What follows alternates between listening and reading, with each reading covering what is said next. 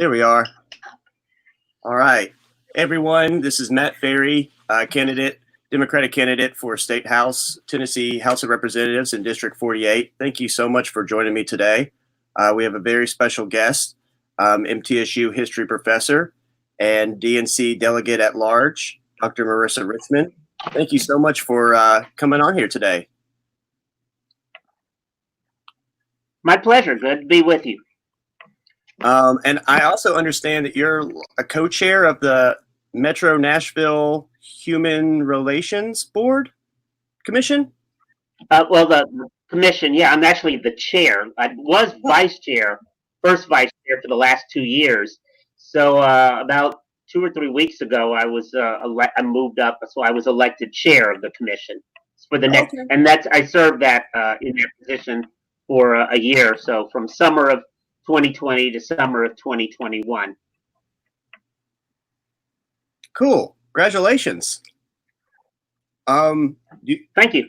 I think I read something that said that you were working with new recruits in the Metro Nashville Police Department on like biases training, stuff like that. Is that correct? Yeah, we do them twice a year. It's called a Mobile Diversity Seminar. So it's with the Metro Police Academy with their cadets. And each class every 6 months has, I think, about 44 cadets. And in fact, the next one is coming up Monday. And traditionally, we put them on a bus and we drive them around town to various segments of the community. So we start with them having breakfast in a mosque. Okay.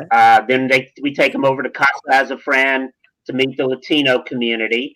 And then after lunch, we take them over to Play to meet the LGBT community. And then we finish the day traditionally at Fisk University to meet the African American community. Of course, because of the pandemic, this year, we're not crowding everybody onto a bus. We're not, doing this, especially in the spaces we kind of crowd. So this time on Monday, I actually have to go over to the academy, which I grew up in Bordeaux, so it's not that far from where I grew up, but I've never actually been on the campus. But it's my understanding they have a big auditorium so everybody can kind of physically be spread out. So we're doing the training at the academy this coming Monday. Okay, good. I'm glad that's continuing to happen, even though, pandemic is obviously, canceled a lot of things and a lot of the big events. Can't really meet people like you could. Yeah, we had talked about doing it online through Zoom or WebEx or some format, but it was thought that being in the same room was more effective. And we'll see how well it works this coming week. Yeah. Okay. Well, that's cool. Well, I wanted to ask you today. You are a delegate at large with the DNC. I'm pretty sure you're the first openly transgendered political appointee in Tennessee. That's exciting. But you are part of the transgendered caucus inside the it's not inside the DNC itself, just for the convention. Is that correct? Correct. I'm the only transgender member of the DNC, although I'm the third overall, but I'm the only one at the present time. So it's kind of hard to have one person. Yeah. But what we've done dating back to 2004 is the delegates had formed our own caucus. We had one delegate in 2000 from Minnesota, and then starting in 2004, we've had a group. And each subsequent convention, our numbers have grown bigger and bigger. Set a record 2016, so we're just 4 shy of that for 2020. And we're still waiting for a few states to finish. Connecticut actually votes in August. They're the very last state. And so we're hoping that we'll top the 2016 record. But we've already been meeting privately online. We've got a closed discussion group, and then we've even had 2 online meetings. And the second one was last night, as a matter of fact. So we are discussing convention logistics. We obviously, last night, we specifically focused entirely on the platform and the language that's in the platform. A draft was just completed a few days ago, and the full platform committee will meet on it this coming Monday, on the July 27th. And so we were talking about what we wanted, looking at the draft language, and and offering proposals, because we do have a member from Texas who's actually on the platform committee, and she actually submitted her proposed language amendments this afternoon. Great. That sounds awesome. I'm glad that's going forward. We definitely need more of that. We definitely need more of that support. I know that you've been a lifelong Democrat, and I've heard you speak many times about that, and it's just been great. I do remember, my first presidential vote was for John Kerry in 2004. And I remember, that gay marriage was a big deal.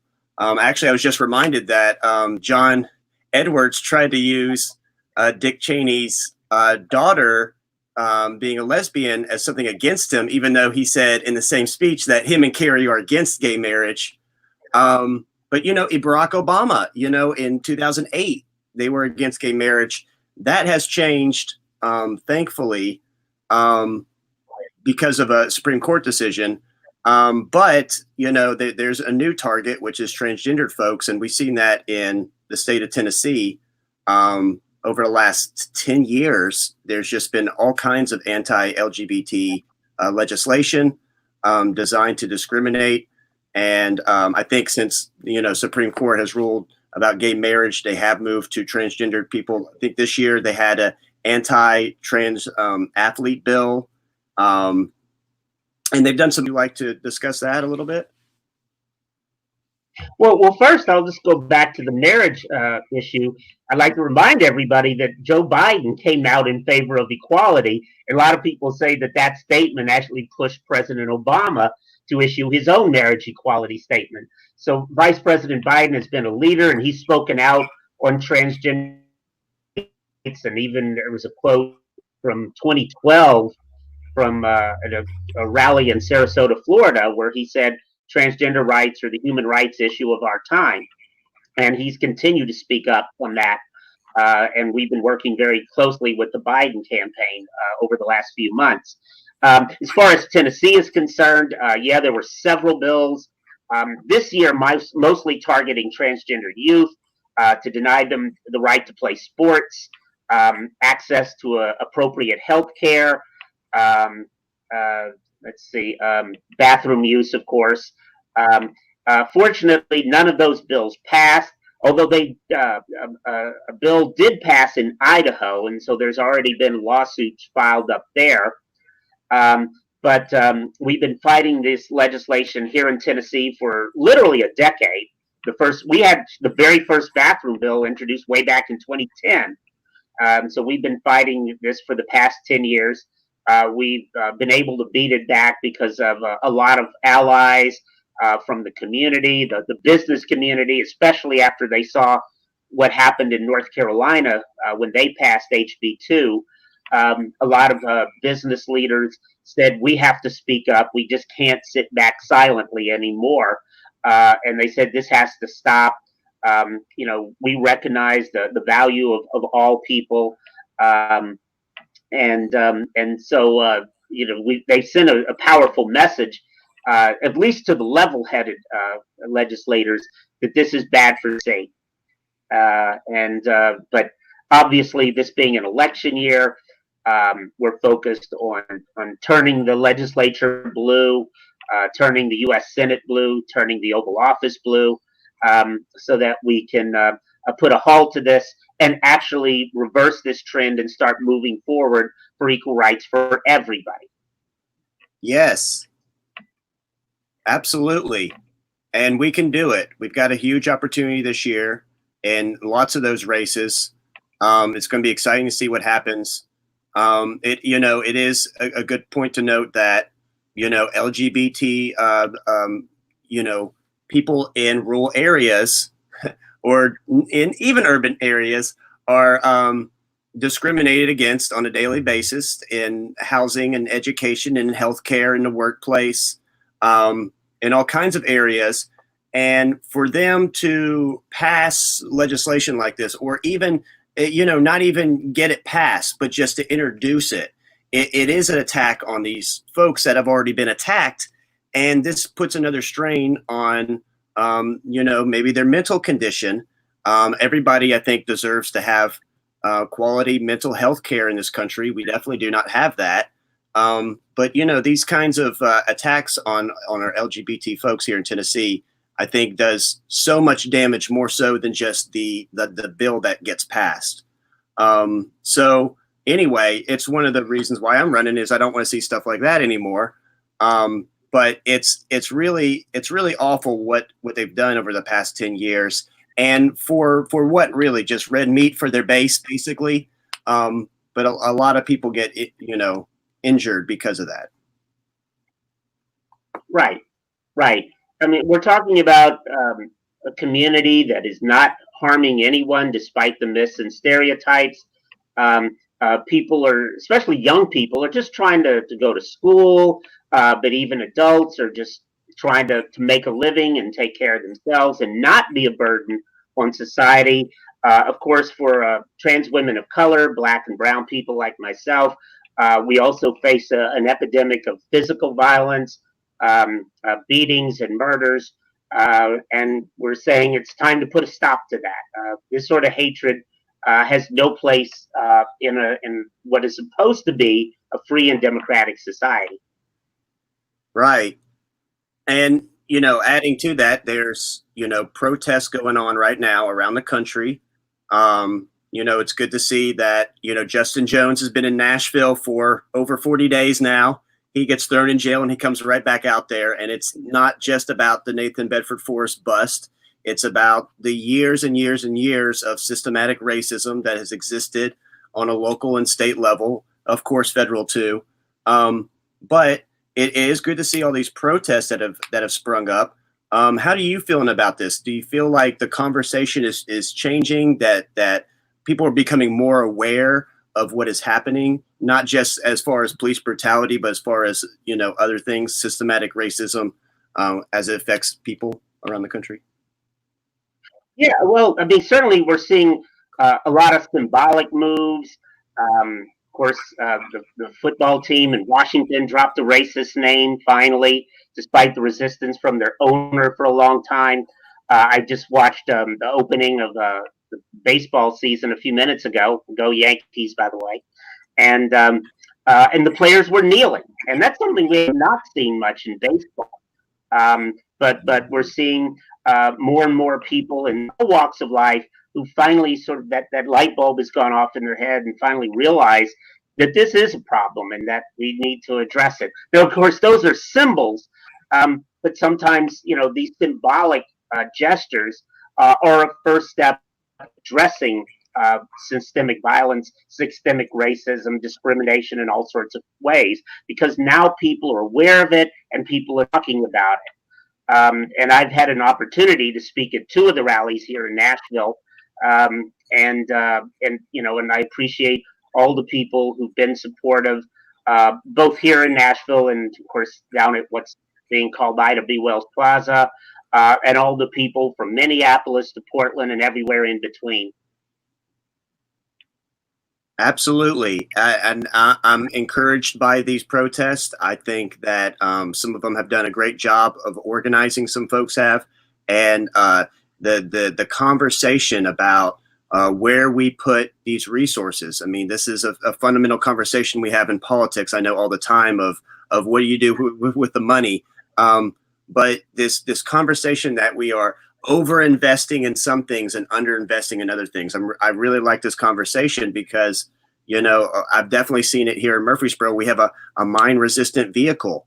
Police department has a mine resistant vehicle. It was a gift from the Department of Justice, $18 million thing that's going to cost thousands, if not millions of dollars to operate, to maintain. And for what exactly? Murfreesboro is not a war zone by any means, where we have been underfunding communities in Rutherford County, in Murfreesboro for years, and it's very visible if you go to those communities. But I like this conversation that we're having about it. How do you see it from your perspective? Well, the very point that you're talking about, I'm an educator, and I feel that we need to do more to fund education, public schools at all levels. Of course, at MTSU, we actually have a Nathan Bedford Forrest Hall, and of all things, it happens to be the Army ROTC building. So we have the Army Training Center named for a traitor to his country, a man who committed treason, and I think that's ridiculous. Absolutely. It's absolutely ridiculous. To put more resources into education.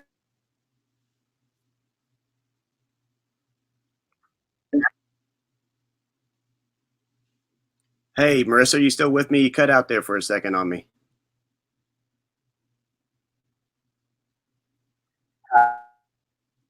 Oh, I heard you for a second.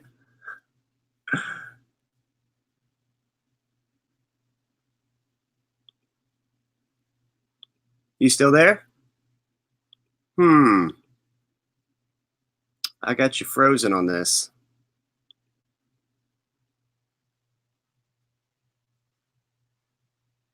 All right. If you're listening to this, please stick with us. We got a little bit of technical problem.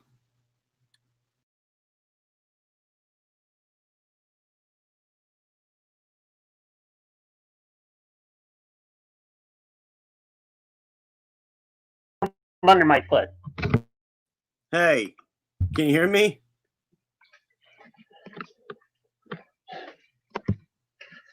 Hey, can you hear me? Can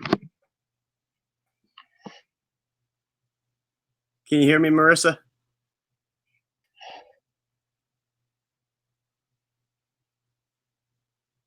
Hey, Dr. Richmond, can you hear me? Oh, we're having some problems today. That's all right. All right. I'm hoping maybe, can you hear me now? Are you there? Let me see. Tell me if you can hear me, Dr. Richmond.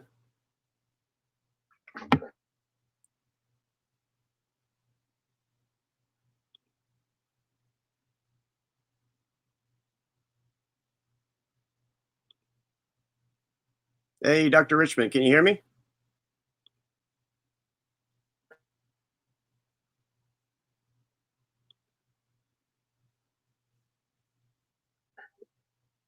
All right. Tell me if you can hear me.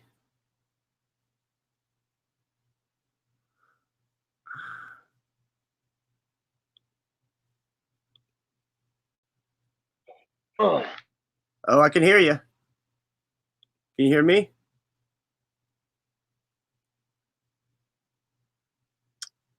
Oh, might have to restart this because I'm not hearing you if you're talking.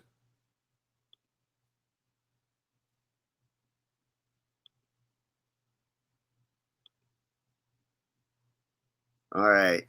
I am not hearing Dr. Richmond.